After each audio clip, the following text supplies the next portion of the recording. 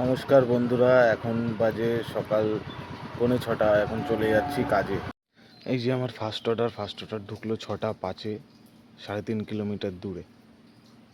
প্রায় হাবের সামনে চলে আসলাম, তারপরেই দেখি একটা রিটার্ন অর্ডার ঢুকলো। যেই কাস্টমারের বাড়িতে এইমাত্র অর্ডারটা দিয়ে আসলাম, সেই কাস্টমারের বাড়িতেই। এই যে রিটার্ন অর্ডারটা ঢাকনা দেয়নি, তাই রিটার্ন করেছে। এখন নিয়ে একে হাবা গিয়ে জমা দিয়ে দেবো, তারপর স্ক্যান করব। এই যে সেকেন্ড অর্ডার, এটা 1 কিলোমিটার দূরে পড়েছে। এখন বাজে 9:30।